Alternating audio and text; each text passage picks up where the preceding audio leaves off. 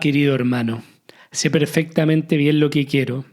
Puedo muy bien en la vida y también en la pintura privarme de Dios, pero no puedo, sufriendo, privarme de algo más grande que yo, que es mi vida, la potencia de crear.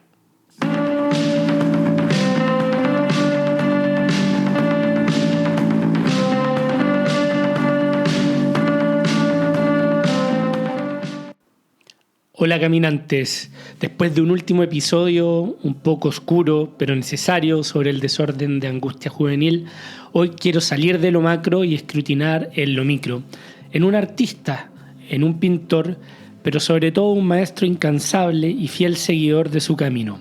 Voy a hablar de Vincent Van Gogh. Hay tanto mito y tema sobre su obra, sus accidentes y relaciones, pero lo que quiero hacer acá es resaltar al hombre profundamente sentimental y buscador infatigable del sentido de la vida a través del arte y contar la historia de amor fraternal más grande que conozca. En este capítulo me voy a basar en su hermosísimo e indispensable libro Cartas a Teo. Espero que disfruten el programa. Para llegar a la verdad se necesita trabajar largo tiempo y mucho. Vincent. Son muchas las cosas que conmueven de Van Gogh, su tenacidad, su entrega, resiliencia y sobre todo el amor por su oficio. Un oficio que no lo retribuye y más bien lo expresó en vida, pero que a él, como trágico enamorado, no le queda otra que ignorar esa realidad.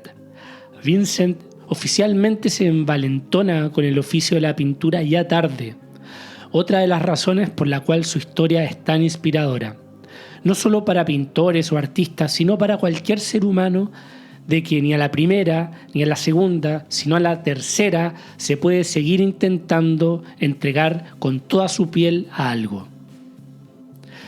Van Gogh murió a los 37 años vendiendo solo un cuadro.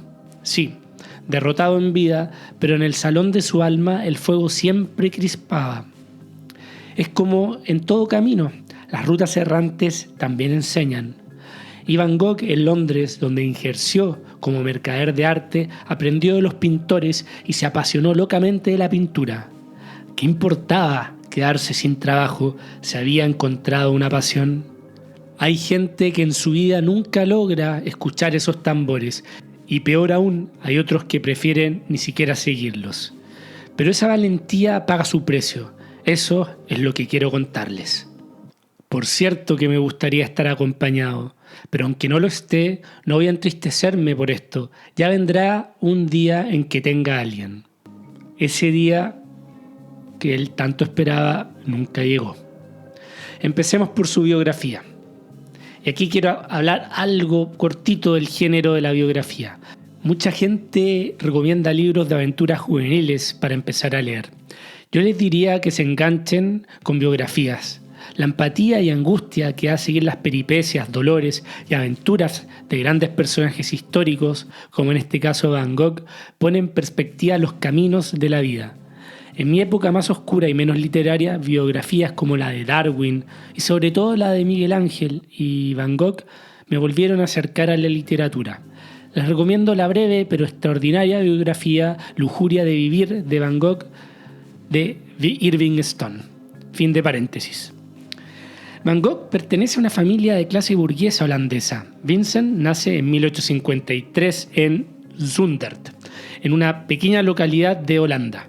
Su padre era un pastor protestante y su madre, Anna, provenía de una familia de editores con conexiones en el mundo del arte. Vincent fue el mayor de 6 hermanos, entre ellos su hermano Theo. Curiosamente, Vincent fue nombrado en honor a un hermano mayor que había nacido muerto un año antes, lo que se cree pudo influir en su identidad y sentido de pertenencia. Vincent tuvo una infancia tranquila, pero marcada por su carácter introspectivo y solitario.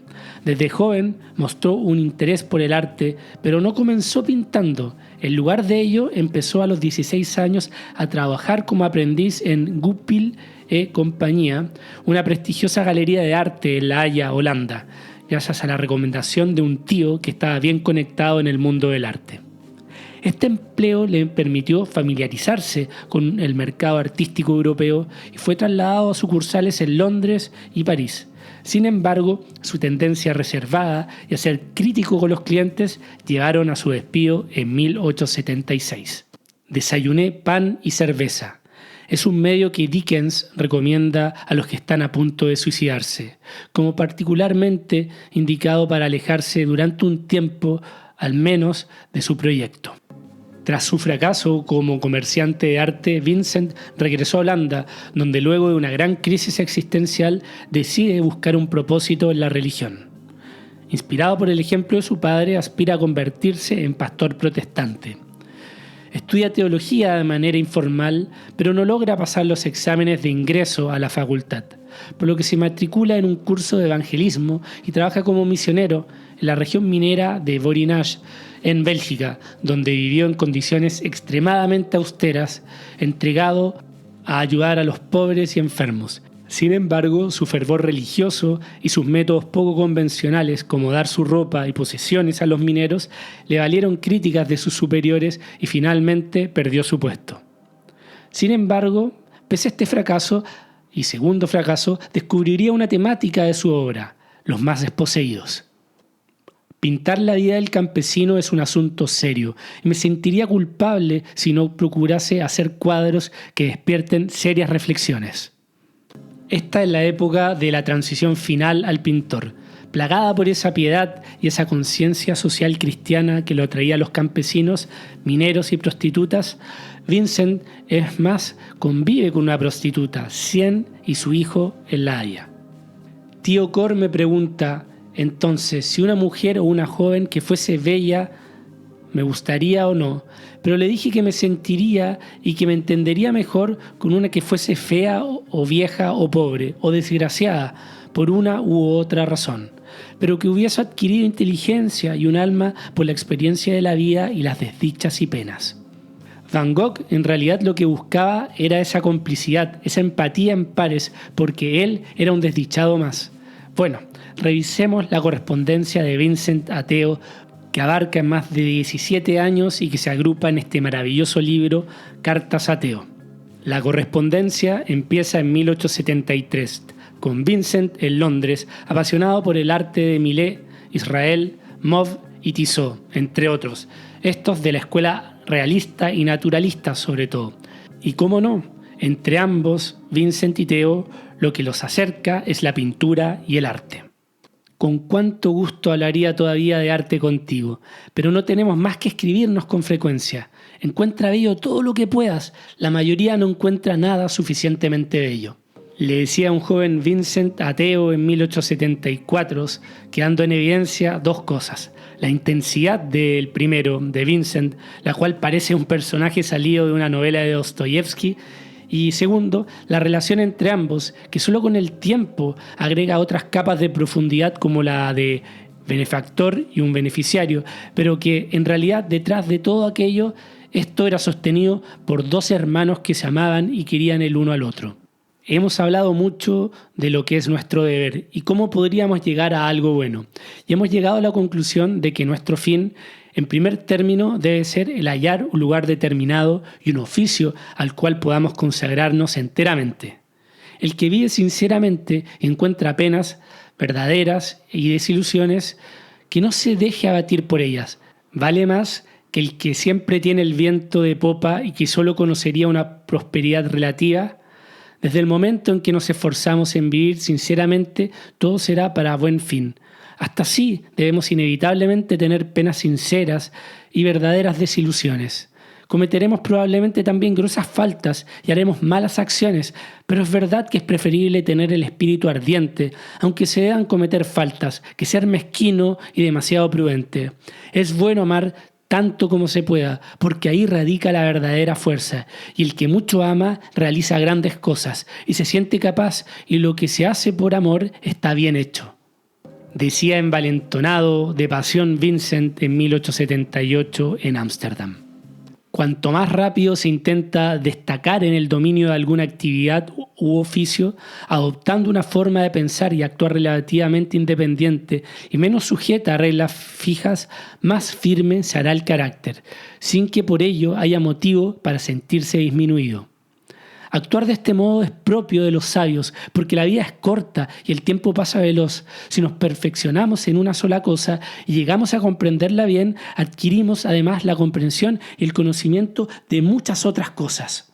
El famoso aprendizaje por simpatía. Así termina de agregar Vincent con relación al fuego sagrado, que es lo que incendia toda la pradera del ser. Tenemos que embriagarnos, encendernos, levantarnos con ganas, con propósito y fuerza vital, y eso te lo da solo el amor a un oficio. Y eso Van Gogh lo sabe con todo su ser. Ya está germinando la semilla del arte en su corazón. Siempre ha estado ahí. Sus ojos están entregados a la belleza. ¿Cuántas bellezas en el arte con tal de poder retener lo que se ha visto?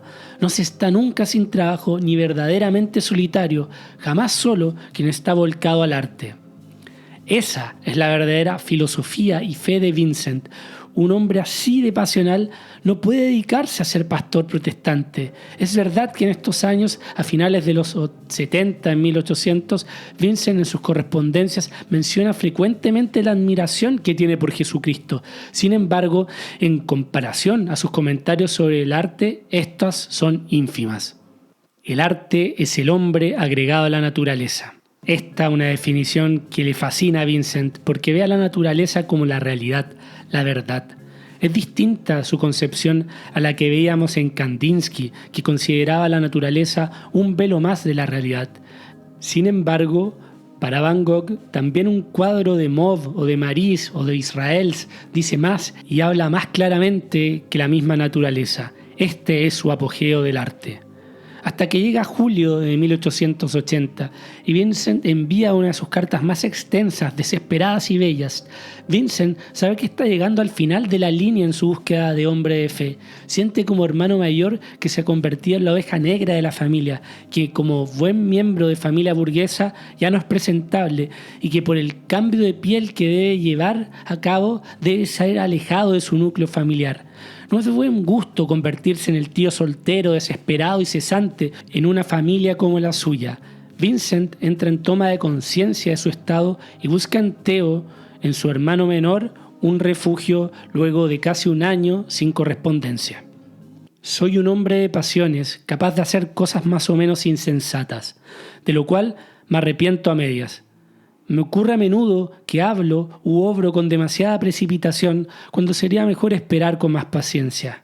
Es verdad que he perdido la confianza de algunos y es verdad que mis asuntos pecuniarios se encuentran en un triste estado. Es verdad que el porvenir es bastante sombrío. Es verdad que habría podido hacerlo todo mejor. Es verdad que nada más que para ganarme el sustento he perdido tiempo. Es verdad que mis estudios siguen en un estado bastante triste y desesperante, y que es más lo que me hace falta, infinitamente más de lo que tengo. Pero, ¿a eso le llaman descender? ¿A eso le llaman no hacer nada? En el camino que me encuentro debo continuar. Si no hago nada, si no estudio, si no busco más, entonces estoy perdido. Pese a todo esto, vemos aquí a un Van Gogh que ya estaba decidido. Puede sonar a autodesprecio, pero el tipo está dispuesto a pagar el precio de los monstruos con los que se encontrará en ese bosque encantado de los sueños artísticos. Vincent se mete a hablar emocionadamente de Shakespeare, del Rey Lear, para luego volver a decirle a Theo que no se preocupe. Soy el mismo y mi tormento no es otro que este. ¿Para qué podría yo servir? Y es esta la fragilidad de oro y sensibilidad entrañable que tiene Vincent. Ahí, sin lugar a dudas, está el origen y la fuerza de su arte. Con esta frase, ¿para qué podría yo servir? Es imposible que esa flecha no te llegue al corazón. Espero que a ti también, que por algo escuchas este video y no otro de cuándo comprar criptomonedas. ¿Acaso no es el tormento de todos de conjugar esa pasión con la utilidad? Sigo y creo que aquí, en las próximas líneas, Theo se desarma ante la fragilidad de este ser humano que es su hermano. ¿No podría ser yo útil de alguna manera? ¿Cómo podría yo saber más o ahondar en tal o cual tema? Ya ves, esto me atormenta continuamente y además uno se siente prisionero en su tormento, excluido de participar en tal o cual obra. Tales y cuales son necesarias, están lejos del alcance. A causa de esto no se vive sin melancolía. Después se sienten vacíos allí donde podría haber amistades y altos y serios afectos, y se experimenta como el terrible decaimiento que roe hasta la misma energía moral, y la fatalidad parece poder poner una barrera a los instintos afectivos y una marea de náusea sube a la garganta. Van Gogh se sabe solo y es consciente que al dedicarse y autoconsumirse en este arte lo va a fundir y que el precio es la soledad. Pero Vincent lo acepta. En cambio, acepta esta prisión, pero acepta que no es lo suficientemente bueno. Debe mejorar. Te escribo un poco al azar lo que me viene a la pluma. Me sentiría muy contento si de alguna manera tú pudieras ver en mí algo más que un haragán, un pájaro en la jaula. En la primavera sabe muy bien que hay algo para lo cual serviría. Siente fuertemente que hay algo que hacer, pero no lo puede hacer. Mira que haragán, dice un pájaro, un otro que pasa, así como una especie de rentista. Estoy preso y no me hace falta nada, imbéciles. Tengo todo lo que me hace falta. Ah, la libertad, ser un pájaro como los otros pájaros. ¿Tú sabes cómo puede desaparecer la prisión? A base de afecto profundo, serio, a base de ser amigo, de ser hermanos, amar. Así se abre la prisión como una fuerza soberana, como un encanto poderoso, pero el que no tiene esto permanece en la muerte. Vincent, así, después de esta carta larga y extensa, retoma su correspondencia regular con su hermano Theo. Encuentra en él un confidente y empieza a compartir sus proyectos artísticos y su fijación con los pobres. El hombre de las profundidades del abismo, de profundis, es el carbonero. El otro, de aire soñador, casi pensativo, casi sonámbulo, es el tejedor. Cada vez encuentro algo emocionante, hasta aflictivo, en esos pobres y oscuros obreros, los últimos de todos, por así decirlos, y los más despreciados. Es evidente que Vincent se ve en el espejo a través de ellos, pero a él no le queda otra que seguir y prepara una estancia en Bruselas para estudiar el dibujo. El camino es estrecho, la puerta es estrecha y pocos la encuentran. En esta etapa Vincent comienza a depurar su técnica y comparte los bosquejos y borradores en sus cartas a Theo. Es una etapa fructífera, tras lo cual se instala en Etten y se enamora perdidamente de su prima, que ha enviudado, lo que trae feroces reprimendas de su padre. Pero como ocurre tantas veces, el amor es una bendición. E incluso más importante que el sujeto del amor es el amor en sí. No estás enamorado del sujeto amado, estás enamorado de estar enamorado, decía Nietzsche y luego Bolaño. Van Gogh no está dispuesto a resignarse, pese a ya ser rechazado con ese rotundo jamás, nunca jamás, que liquida a Vincent. Sin embargo, este no tan categórico lo termina por impulsar a mudarse a La Haya, donde seguiría sus estudios. En esta etapa, Van Gogh inicia estudios de uno de sus ídolos, que es el pintor Jean-François Millet, el que lo tiene absolutamente fascinado. El arte es un combate, en el arte es necesario jugarse hasta la piel. Preferiría no decir nada antes que expresarme débilmente. En esta época, Theo ya es el benefactor de Vincent. Es tan evidente que Vincent, aunque siempre con vergüenza, le pide dinero, detallando en listados todas las herramientas, óleos, cabestrillos, etc., todo lo que necesita. Es una etapa de renacimiento en él y de aprendizaje. Siente que su hermano cree en él y eso le ayuda en su camino de soledad.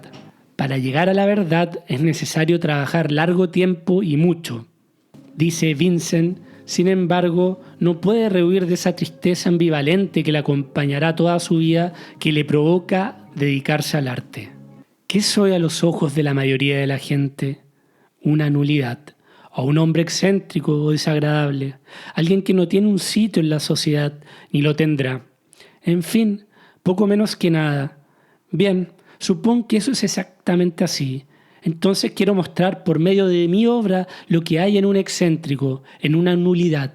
El arte es su perdición y salvación. En esta época Vincent empieza también a extrañar a la naturaleza.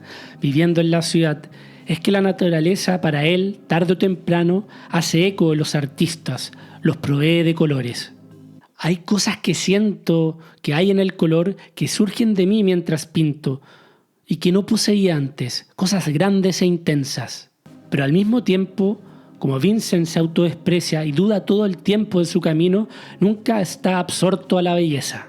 Me siento lleno de nuevos goces que encuentro en las cosas que veo, porque tengo una nueva esperanza de hacer algo grande donde quiera que haya alma.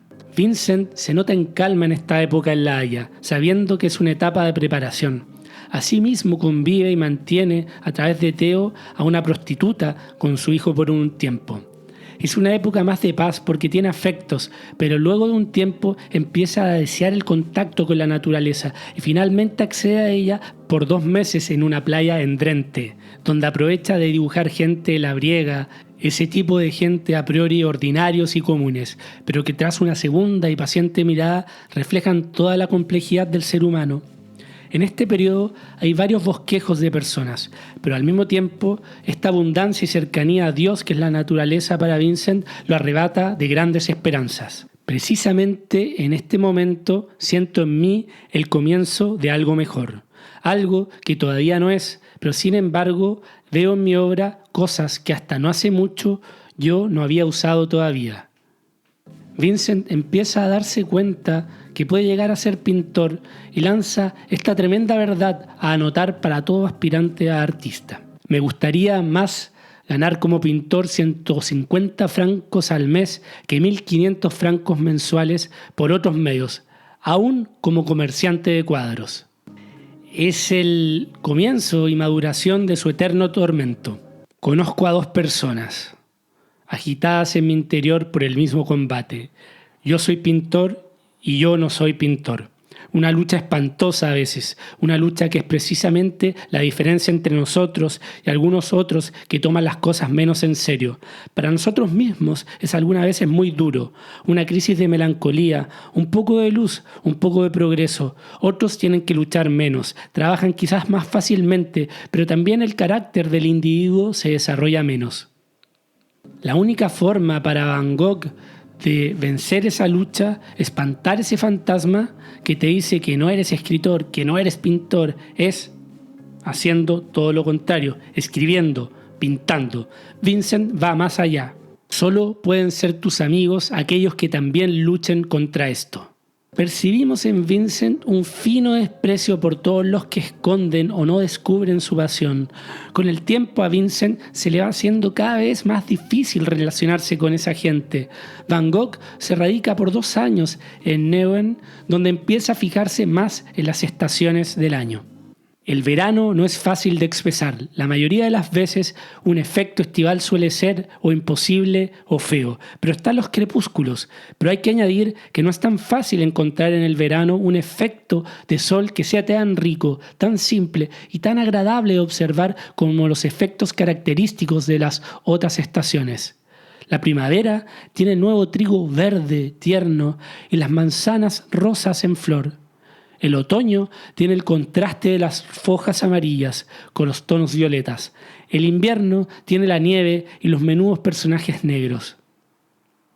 Pese a las ayudas, y como en toda relación, Vincent tiene aparentes roces con Theos. A quien le pide que lo ayude no solo con dinero, sino que con sus influencias de mercante de arte y una colaboración más estrecha y una amistad de más valor. Van Gogh empieza a desesperar por su falta de éxito, cosa que persistirá y se acrecentará. Sin embargo, como siempre ambivalente, Van Gogh entiende algo vital con respecto a su valía. Si no valgo nada ahora, no valdré más después. Pero si valgo más tarde, es que valgo también ahora.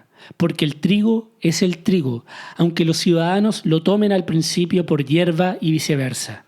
Porque de todos modos suele ser cierto que la fortuna sonríe a los audaces y cualquier cosa que suceda, especialmente la felicidad o la alegría de vivir, es necesario obrar y tener la audacia si se quiere vivir realmente. Van Gogh está decidido de su camino y dispuesto a seguir aceptando su calvario y poco reconocimiento, con la sospecha, eso sí, paranoica y latente, que su hermano tal vez no está moviendo todos los hilos como pudiera para poder ayudarlo.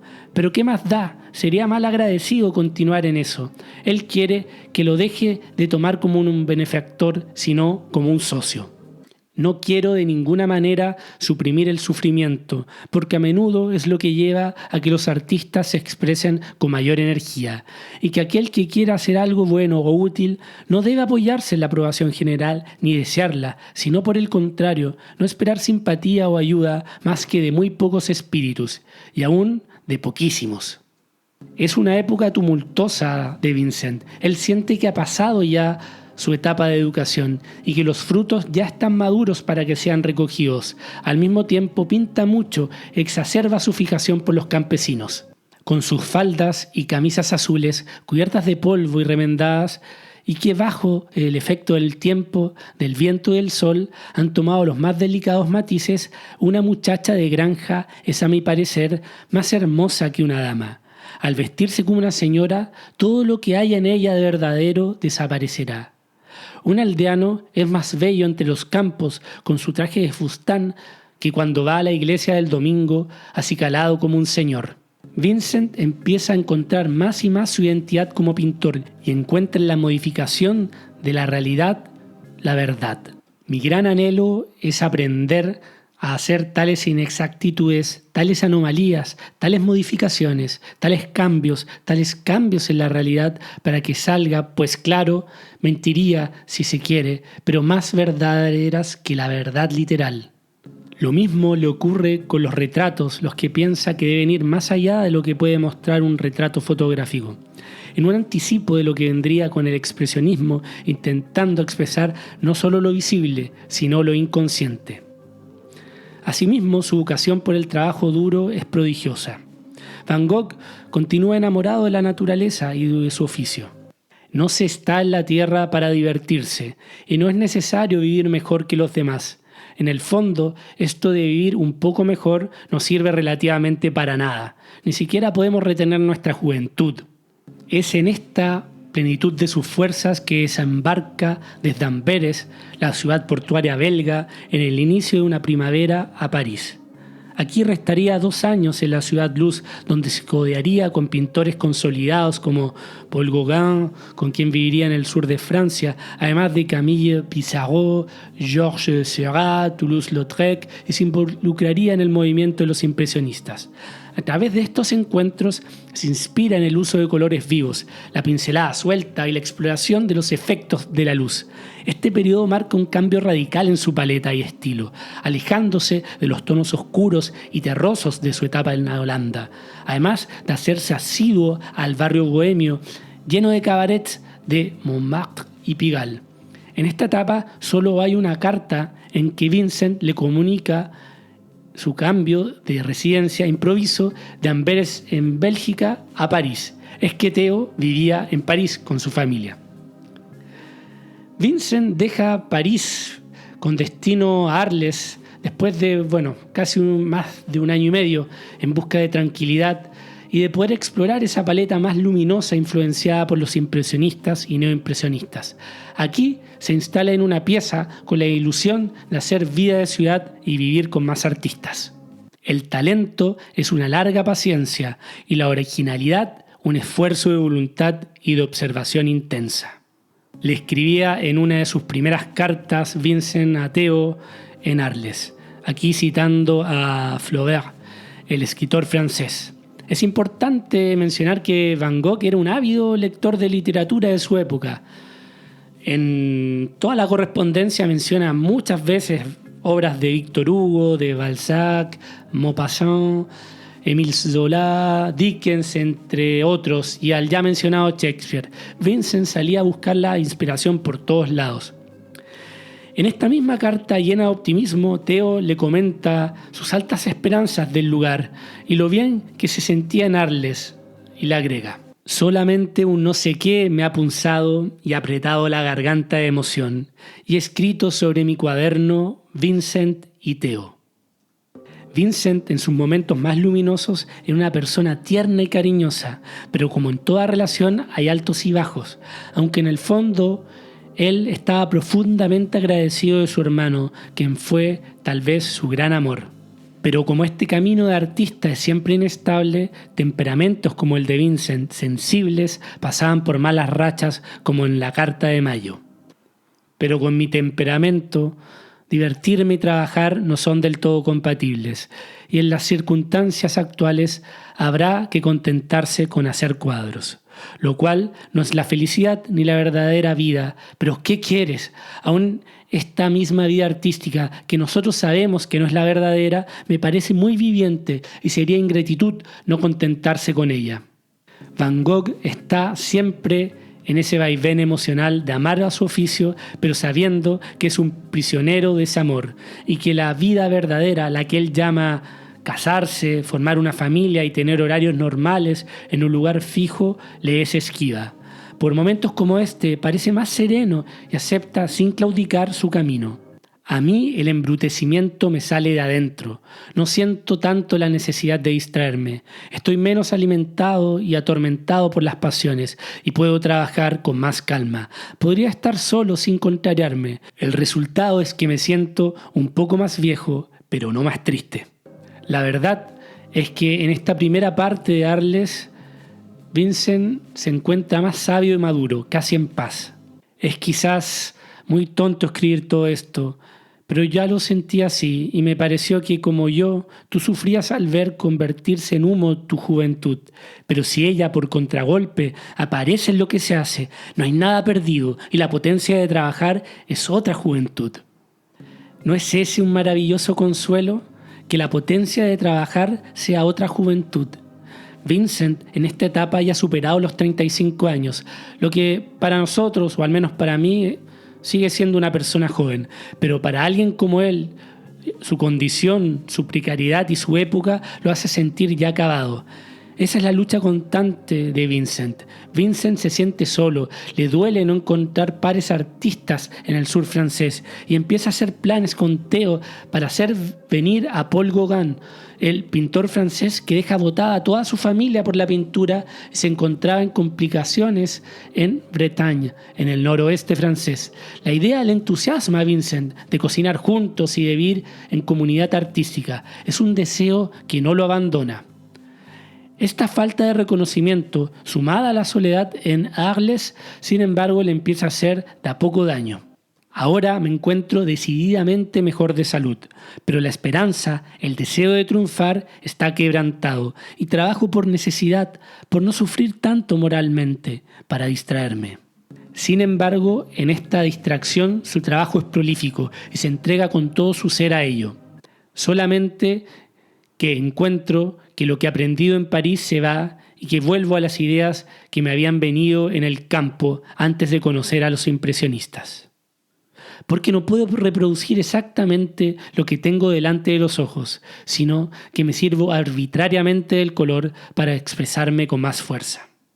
Tal vez esta última frase está clavada en toda la obra y vida de Vincent van Gogh.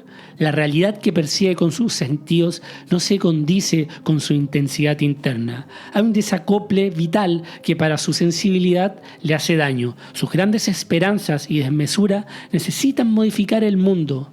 Es que ¿quién puede ser tan loco para contentarse 100% con lo que se siente y se tiene delante de los ojos? ¿No es acaso esa la gran potencia de la vida? ¿Ser raptado por esas fuerzas misteriosas e invisibles? Si uno está bien de salud, es preciso poder vivir de un trozo de pan, trabajando toda la jornada, teniendo todavía la fuerza de fumar y de beberse un vaso. Esto es necesario en esas condiciones y sentir, sin embargo, claramente en lo alto las estrellas y el infinito. Entonces la vida llega a ser casi fascinante. Pero ese péndulo de intensidad siempre va de un lado a otro y la parábola se va haciendo cada vez más pronunciada para ambos lados. Yo había comenzado a firmar las telas, pero pronto me he detenido. Me parecía demasiado tonto. Van Gogh empieza en esta etapa a ser cada vez más bipolar en su autoapreciación y cada vez más entregado con respecto a su futuro. ¿Acaso los Flaubert y los Balzac no han hecho y creado a los Solá y a los Maupassant? Viva pues no nosotros, sino la generación venidera. Tú eres bastante juez en pintura para ver y apreciar lo que yo puedo tener de originalidad, y lo eres igualmente para ver la inutilidad de presentar lo que hago al público de ahora. Vincent empieza a consolarse o a intentar de consolarse con al menos ser un eslabón, más que pudiera servir a la pintura. Si bien él no podrá ser reconocido, al menos que su obra sirva de inspiración para los futuros grandes. La vida es sin embargo corta, y sobre todo el número de años en los cuales uno se siente lo bastante fuerte para desafiarlo todo. Es increíble cómo Van Gogh logra asimilar esta sensación de pérdida de energías. Siente que nuevamente y por tercera vez en su vida está llegando al final de la línea, pero ya no tiene más con qué dar cara. Sin embargo, aún ama la pintura y tiene clarísimo lo que quiere hacer. En un cuadro yo quisiera decir algo como consolador, como una música. Quisiera pintar a los hombres o a las mujeres con no sé qué de eterno. En mi cuadro, El café nocturno, he tratado de expresar que el café es un sitio donde uno puede arruinarse, volverse loco, cometer crímenes. Hay algo de premonitorio acá. Esta etapa de Vincent es maravillosa y Arles, la ciudad que he tenido el gusto de visitar, también es bellísima. Uno siente el aura de Van Gogh en cada rincón. Es una ciudad antigua, por lo que uno se imagina seguir sus huellas. Esas huellas llenas de sed de amor. Cuanto más reflexiono, tanto más siento que no hay nada más verdaderamente artístico que amar a la gente. Nosotros vemos que el arte resucita siempre después de las decadencias. Por cierto, que me gustaría estar acompañado, pero aunque no lo esté, no voy a entristecerme por eso, y después, sobre todo, ya vendrá el día en que tenga a alguien. En esta etapa, Vincent intenta desesperadamente encontrar un libro de Tolstoy, Resurrección. Quiere leer sobre ese noble que labraba la tierra, que sabía reparar poleas, fabricar zapatos y conducir carretas. Vincent está buscando un espejo positivo en la fe de un gigante como el autor ruso. En esta etapa la productividad de Van Gogh alcanza su apogeo, ya sea por su soledad o por ese sol cegador del sur francés. Es tan así que la mayoría de sus cartas contienen dibujos, bosquejos, proyectos. Es un volcán creativo, pero los recurrentes tormentos no paran. Mi deuda es tan grande que cuando te la haya pagado, cosa que pienso llegar a ser, el mal de producir cuadros me habrá robado la vida y me parecerá no haber vivido. Es en este final de año 1888 en que Vincent necesita más que nunca de compañía. Al acostumbrarse a una vida más cobijada y con más afectos por Theo y los pintores en París, es que se anuncia la llegada de Paul Gauguin a Arles. Y Vincent no puede más de felicidad. Piensa que esta sociedad puede ser productiva para ambos y prepara el arriendo de una casita amarilla, como él mismo la llama, para recibir a su amigo y colega. Y aquí hay muchas incógnitas. Es que en un periodo que abarca un mes y tan solo 3 cartas, pasamos del entusiasmo casi juvenil de Vincent por la visita de su colega pintor, de la admiración por las habilidades en la cocina de su amigo y su dedicación al trabajo, que incluye incluso el retrato de Gauguin en una larga carta llena de grandes esperanzas, pasando luego a una escuetísima siguiente carta. Creo que Gauguin está un poco decepcionado de la pequeña ciudad de Arles, de la casita amarilla donde trabajamos y sobre todo de mí. En efecto, preveo para él, tanto como para mí, dificultades graves que aún hay que superar, pero esas dificultades están más bien dentro de nosotros mismos que en otra parte. Esta carta es del 23 de diciembre del 88 y ya en la próxima carta del 1 de enero del 89 Vincent está hospitalizado y se ha mutilado su oreja. Theo ya ha venido a socorrerlo y a arreglar el asunto de la casa con Gauguin. Aparentemente la discusión entre ambos ha escalado y en esa circunstancia triste, Vincent se ha mutilado su oreja en una borrachera el mismo 23 de diciembre. La verdad es que no me puede interesar menos este evento de la oreja.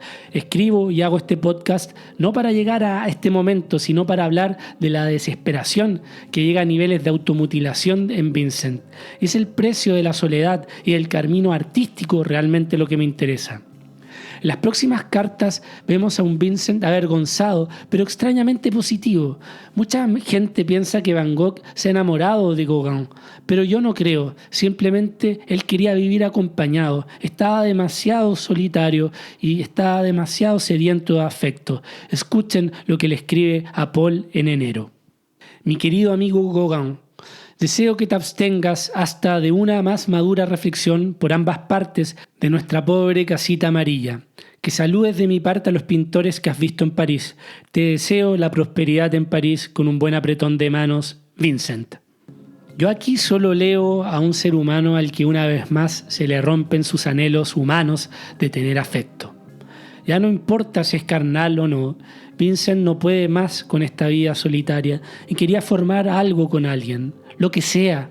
Tenía enormes esperanzas en esa pobre pequeña casita amarilla en que trabajaría con su amigo. La pobre casita amarilla. Me da una tristeza. En este punto me parece que Vincent, a pesar de continuar su correspondencia con Theo, ya no es capaz de ser completamente sincero. El accidente de la oreja marca un antes y un después en su relación. Theo tiene miedo de que se haga más daño y Vincent, sabiendo que no puede controlarse, seguramente toma esta actitud más conciliadora y positiva. Es una máscara necesaria. Y aunque todo el mundo tenga miedo de mí, con el tiempo eso puede desaparecer. Le escribe al salir del hospital.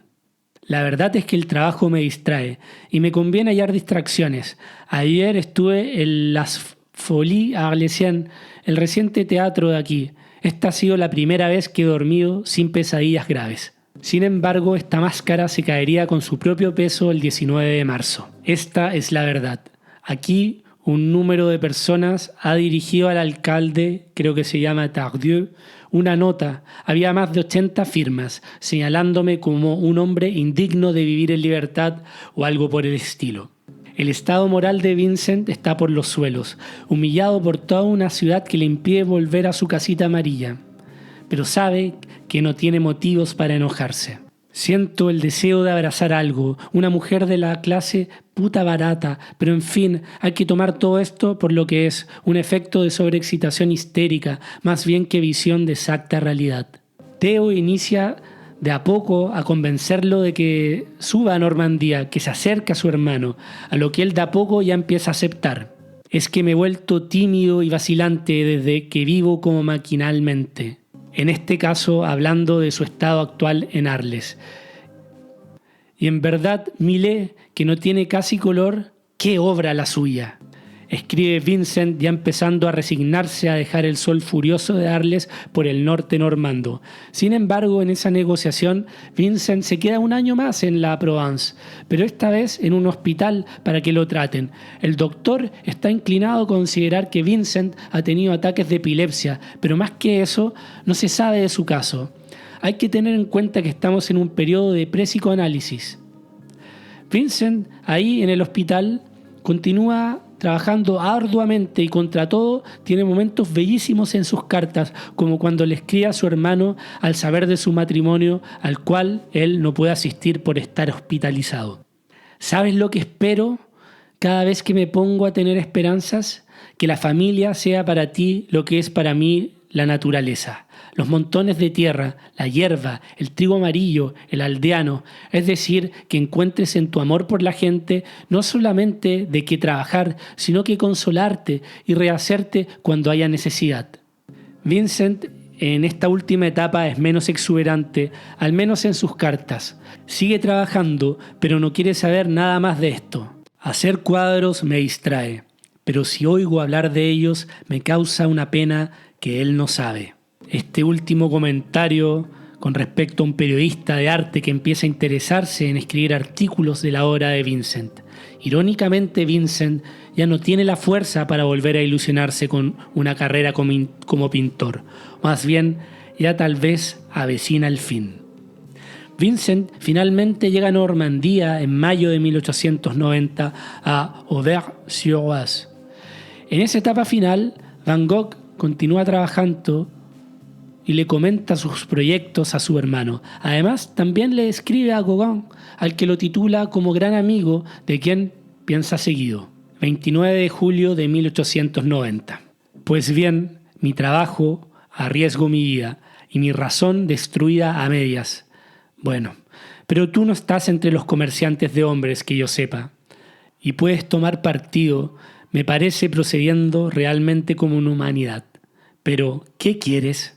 Theo nunca respondería a aquella carta, la cual fue encontrada en la chaqueta de Vincent el 27 de julio de 1890, luego de que éste se disparara en el pecho, falleciendo 2 días después en los brazos de su hermano menor. 2 meses después, Theo Van Gogh perdería la razón, y 3 meses después, el 25 de enero de 1891, Theo fallecería. No creas que los muertos están muertos. Mientras haya vivientes, los muertos vivirán. Los muertos vivirán. Vincent Van Gogh.